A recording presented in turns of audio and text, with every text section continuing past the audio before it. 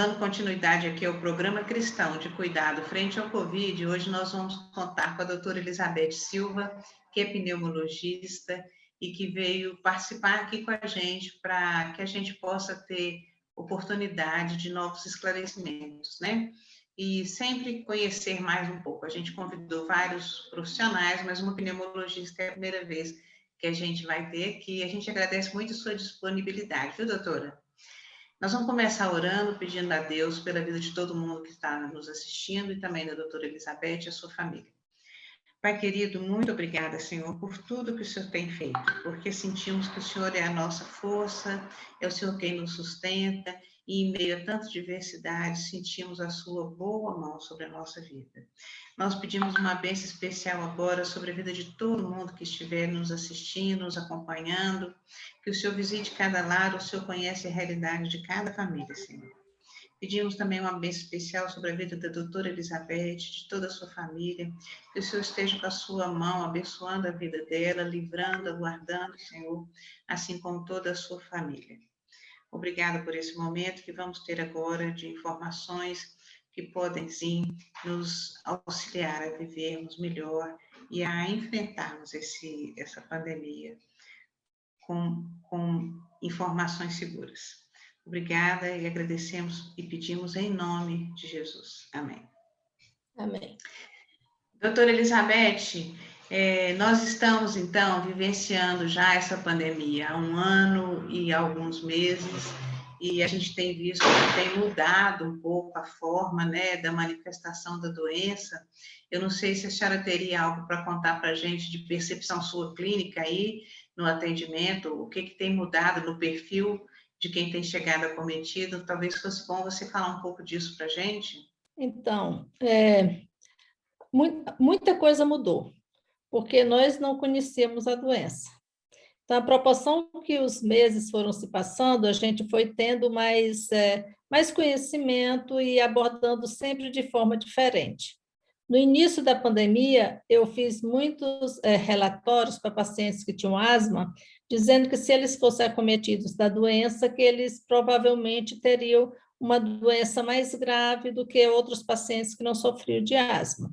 Então, depois a gente viu que os pacientes que têm asma e que usam medicação regularmente, eles tinham um quadro não tão grave, um quadro mais leve. Isso se devia porque com o uso do medicamento, um receptor, que é o receptor da angiotensina 2, que é o receptor onde o vírus se liga para entrar dentro da célula, esse receptor ele não ficava tanto exposto para que o vírus tivesse acesso ao receptor. Então, isso foi uma das coisas que mudou. Recentemente, outra coisa que eu tenho observado que tem mudado, no início, a gente atendia pessoas mais idosas. Então, agora, mais recentemente, os mais jovens têm entrado, têm apresentado tanto número maior de doença, como também de gravidade, que era uma coisa que a gente não estava esperando. E que também a gente não sei exatamente explicar por quê. O que eu vejo foi o seguinte, eu acho que com as festas de fim de ano, os jovens, quando eles se reúnem em festa, eles esquecem completamente qualquer outro problema da vida ou qualquer outro problema de saúde. Então, eles ficam aglomerados, eles ficam muito juntos, ninguém bebe usando máscara, na verdade.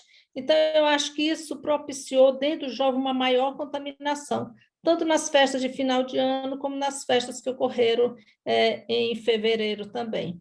Então, mudou um pouco o perfil da doença. Outra coisa que aconteceu, principalmente aqui no Distrito Federal, que eu fiquei contente, foi o seguinte, quando a gente olhou o número de mortes em pessoas acima de 70 anos, em dezembro e agora em março, as pessoas, esse número, essa incidência de óbito, ele tinha decaído, tinha diminuído nessa faixa etária, do que que tinha uma faixa etária menor. E isso foi principalmente ao uso da vacina, que começou precocemente nas pessoas de maior idade. Então, algumas coisas assim que foram mudando. Outra coisa que mudou e que a gente constatou, mas isso lá desde o início, foi a grande incidência de trombose nas pessoas, não só durante a doença, mas às vezes Tardiamente, o paciente recebia alta do hospital, então, tardiamente, ele apresentava um quadro de trombose. Então, muitas coisas a gente foi, assim, vendo como andar da carruagem, como que a doença se apresentava.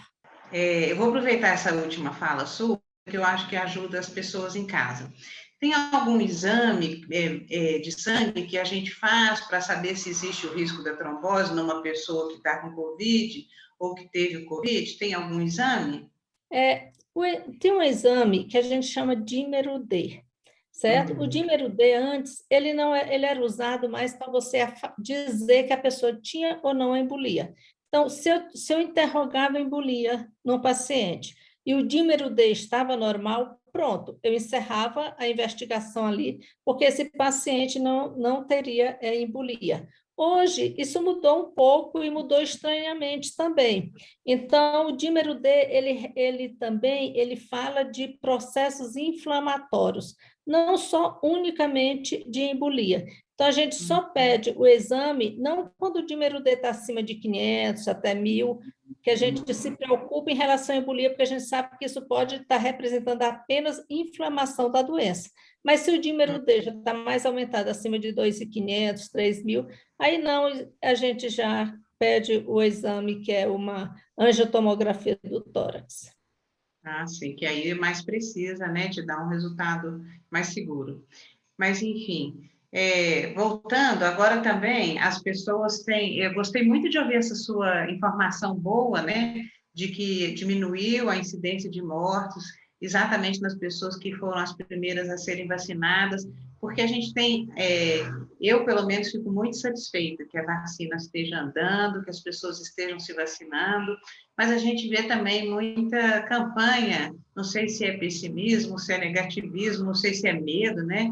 Tem pessoas com medo de serem vacinadas. Eu, infelizmente, conheço algumas pessoas que estão se recusando a se vacinar, e aí ficam usando de argumento que tem gente que já foi vacinada e que está tendo um quadro de Covid. E aí a gente queria ouvir um pouco da senhora, o que a senhora fala para a gente sobre isso, porque também a gente precisa considerar uma coisa, eu acho, não sei se você não discordar, por favor, fique à vontade. Eu não sou da área, né? Se você tem aí uma margem de 75%, 80% de eficácia da vacina, então, vamos imaginar, vou trabalhar com o número 93% de eficácia. Existe um 7% que não está nessa estimativa. Mas quando a gente, da família da gente, tem essa doença depois de vacinado, esse 7% se torna 100% da minha realidade, né?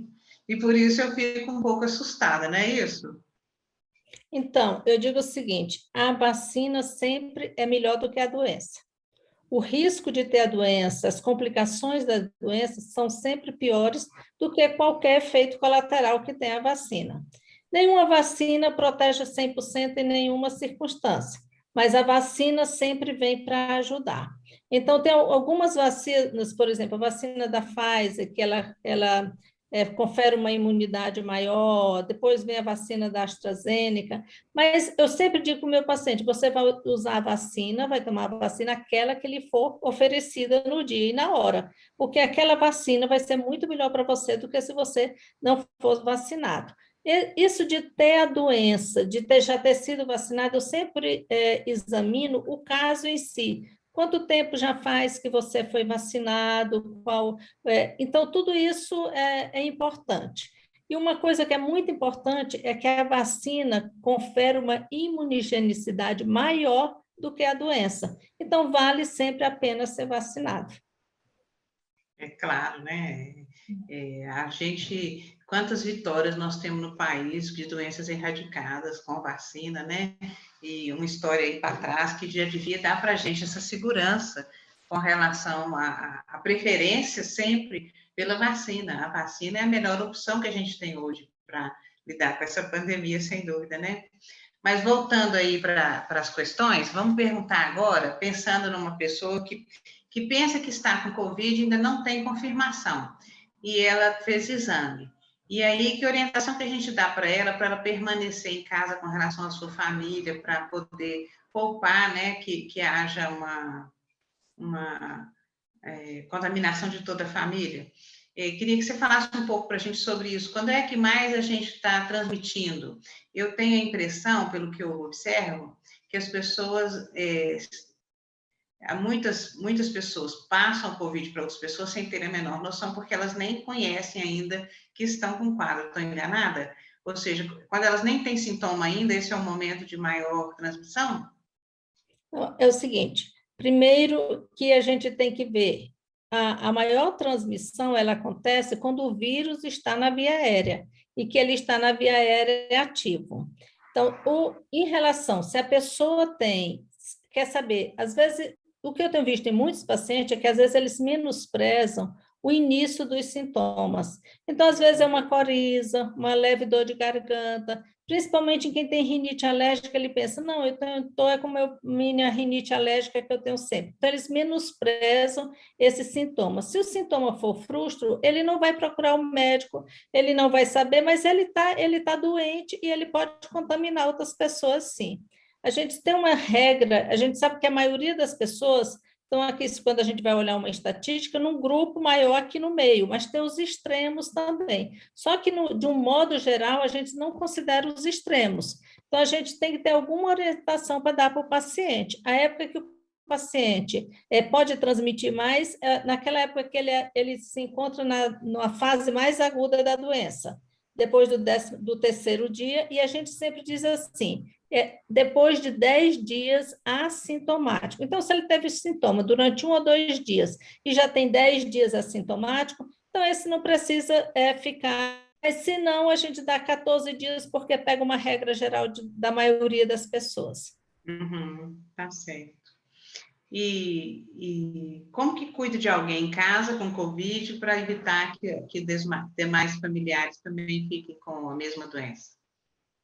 Em casa é muito difícil. É quase que impossível. Ainda mais porque as pessoas não têm os cuidados mínimos necessários. Mas eu tenho uma ilustração muito interessante de uma família, que a pessoa que trabalha nessa família já há 30 anos, todos os familiares foram contaminados, todos adoeceram e ela não.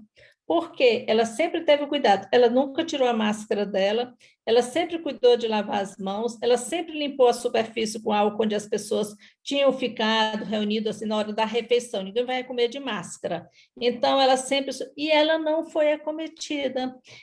Eu não sei se ela está naquele grupo de que as pessoas ficam junto com os outros e não adoecem, ou se realmente ela tomou todos os cuidados, mas eu acho que é assim, uma pessoa simples, não é? Mas que teve uma boa noção de como se proteger e foi protegida. E ela tem uma doença autoimune, então ela seria de um risco maior, mas acho que Um por risco causa maior. disso ela tomou todas as precauções e ela não foi acometida. Então não é fácil, mas você tem que estar sempre alerta, porque no dia a dia, fazendo as coisas, a gente esquece onde botou a mão, esquece dos olhos. Às vezes você usa máscara, mas os olhos estão desprotegidos, a mão vai no olho. Então não é que seja impossível, mas não é fácil. Muito bem, mas então, se a gente fosse dar ênfase, né, de destaque no cuidado, a gente pode dizer que, principalmente, o cuidado com as mãos, né, e com o uso da máscara constante, não é isso? Isso, não passar a mão Porque, nos olhos. Tem é uma porque outra a gente... coisa que as pessoas que eu vejo, isso eu vejo todos os dias. Frequentemente a pessoa leva a mão a máscara aqui, fora da máscara. Então, aquele local ali, ou ele puxa a máscara para falar, ou ele arruma a máscara no nariz e pega na frente da máscara, e ali é que está a contaminação. Então, pelo fato de estar com a máscara, a pessoa pensa que a sua mão não está contaminada. Mas tem que ter realmente todos esses cuidados na manipulação da máscara. Na É, rua você vê isso toda hora. com certeza.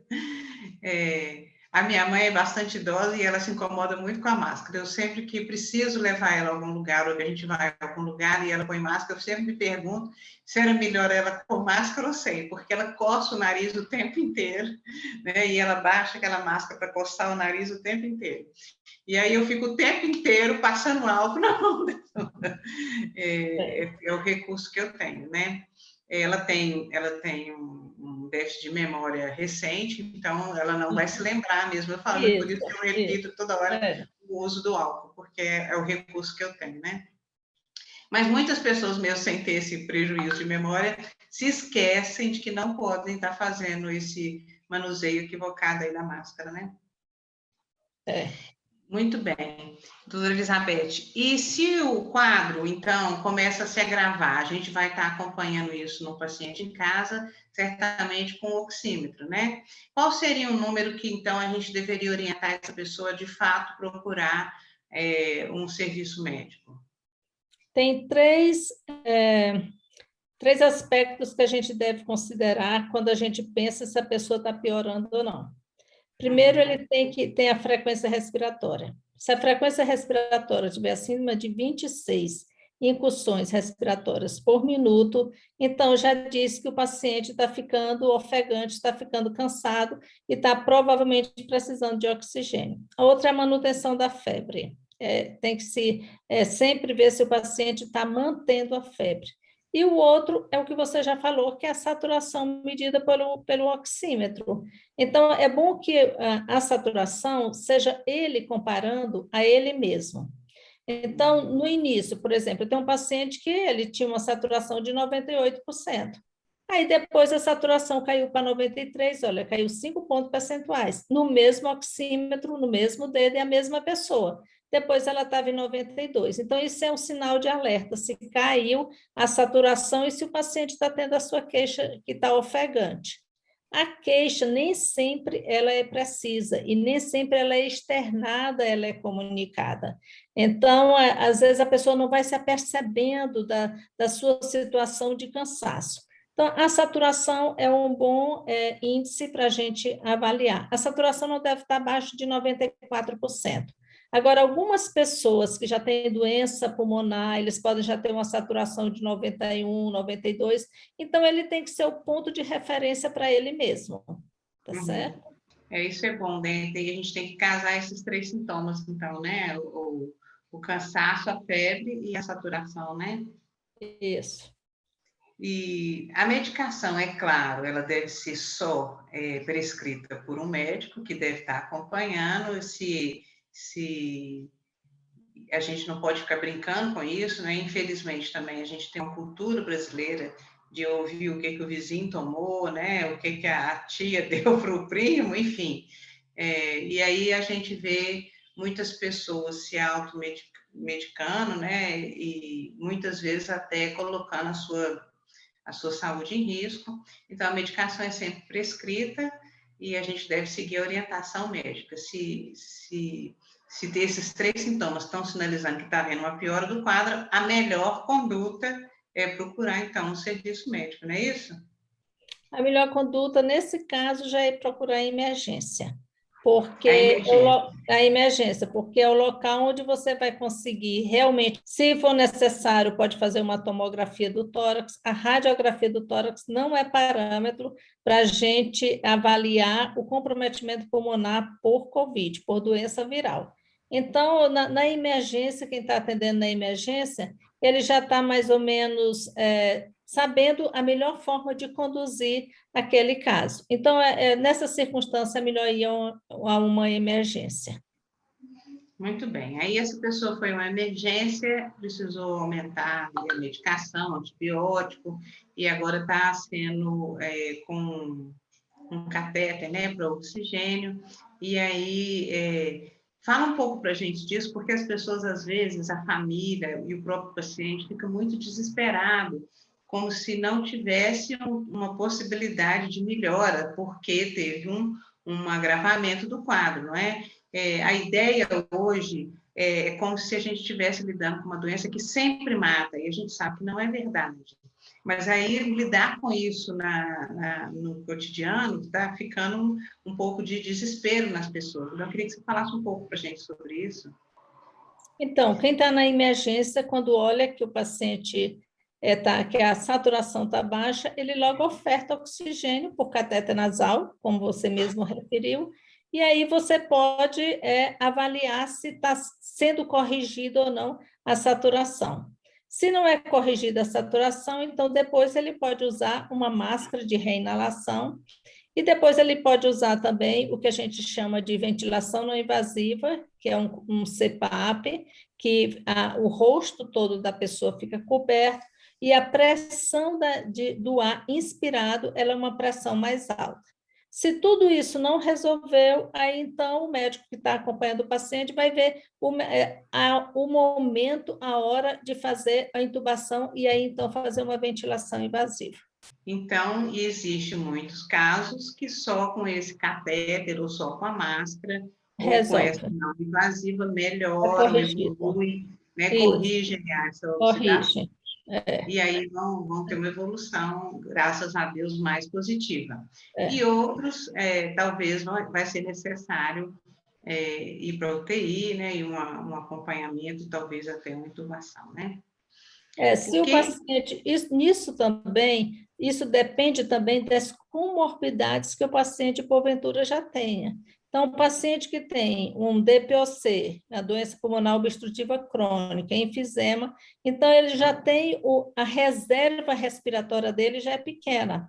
Outros pacientes, por exemplo, pacientes que são obesos, que a ventilação ela já é diminuída, não tem uma mobilidade normal, natural do diafragma. Então, tem certas comorbidades que são comorbidades que fazem com que aquele quadro seja mais grave. Pacientes com doenças cardíacas também, uma coisa que o vírus também pode fazer é comprometimento da função cardíaca.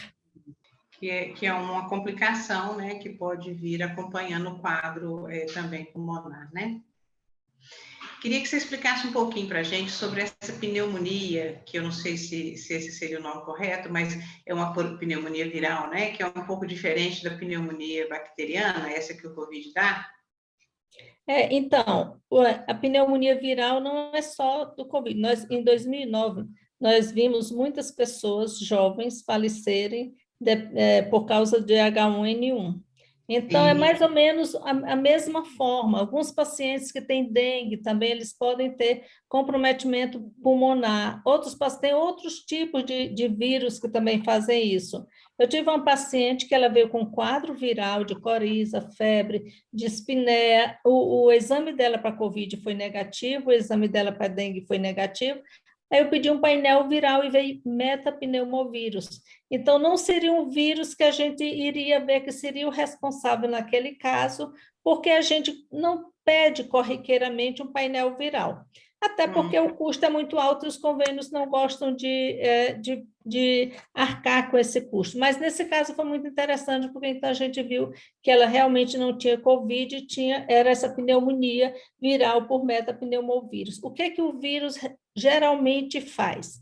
Então, na via aérea de condução, não tem muito problema. O problema maior é na zona respiratória, na zona de troca gasosas, que é na extremidade da via aérea de condução. Quer dizer, o ar vai sendo conduzido e, finalmente, ele chega num leito que são os alvéolos e que ali é que é feita a troca gasosa. Então, a infecção pelo vírus, ele promove uma produção grande de citocinas inflamatórias nessa região de troca gasosa, então os alvéolos ficam preenchidos por um material inflamatório e aí a troca gasosa fica difícil. Vai depender vamos dizer assim, do grau de acometimento do parênquima pulmonar para a gravidade ou não gravidade da doença. Agora, eu vou fazer uma pergunta que é Aí, diferente. geralmente, quando você olha a tomografia, tem um aspecto que é interessante, porque a zona de troca gasosa ela é na periferia do pulmão. Então, aquelas áreas afetadas, você vê que elas são periféricas e, geralmente, elas são bilaterais. Tem a característica própria da apresentação radiológica da doença viral. Certo. E aí não necessariamente só do Covid, mas de uma doença Não só viral, do né? Covid.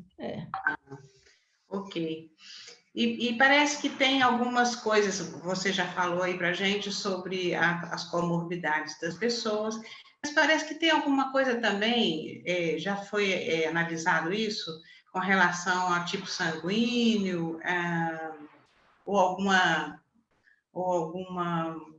uma espécie de DNA protetivo, sei lá, alguma coisa assim, que parece que tem umas pessoas, a gente brinca aqui com algumas pessoas, que elas são blindadas contra o Covid, elas já tiveram em diferentes situações com pessoas com Covid, ou tiveram que cuidar de alguém com Covid e não tiveram, né? Existe isso realmente. Algumas pessoas, elas estão no meio dos que têm a doença, ou elas têm uma doença frustra, ou elas não apresentam sintoma nenhum. O que que diferencia essas pessoas especificamente, eu não sei te dizer. Então, eu tive, por exemplo, caso na família de familiares que estavam numa festa de aniversário, que se juntaram 10, 12 pessoas para cantar parabéns com a netinha, e uma das tias estava doente, ela e o marido, então os familiares se contaminaram e uma teve quadro grave, que ficou entubada mais de 30 dias, e um dos irmãos, que a mulher ficou doente, os filhos, nora, netos, ele não teve nada. Então, é irmão da que ficou entubada, entende? Sabe? É gordinho, é mais gordinho do que da que ficou entubada. Mas qual que protegeu, eu não sei te dizer. Especificamente qual é a blindagem? Não. A Então, como melhor nós nunca blindagem. sabemos qual é a blindagem, quem é o blindado, todo mundo tem que ter cuidado. Eu ia falar, a melhor blindagem é tomar todos os cuidados, as medidas protetivas e vacinar, né? Isso. Muito bem. Doutora Elizabeth, tem mais alguma coisa que você tem observado que seria muito importante da gente tornar do conhecimento das pessoas? Eu tenho ouvido histórias muito tristes, principalmente em relação a familiares. A minha filha até disse assim: mãe, conta essa história. Eu digo: eu não quero contar história triste, eu quero contar história alegre, quero contar história de gente que ficou bem, de gente que não aqueles dramas, porque os dramas são. A situação realmente é muito dramática do familiar. Eu acho que uma das coisas assim, muito difíceis em relação à doença também é que quando o seu familiar é internado, você perde o contato com ele.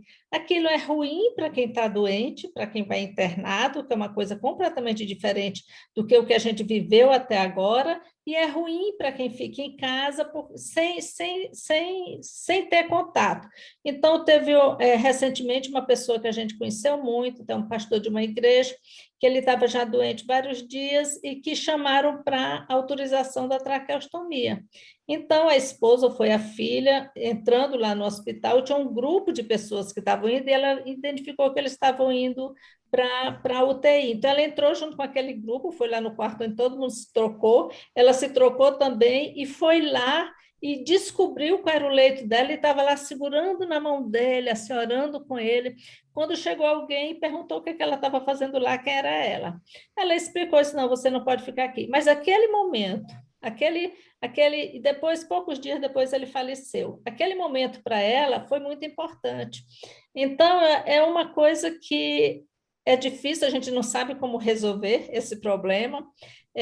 Às vezes, para quem está trabalhando na UTI, vai ficando um pouco automático aquilo, sabe? Não, não vem visitar, não, não pode, não. Realmente é muito difícil.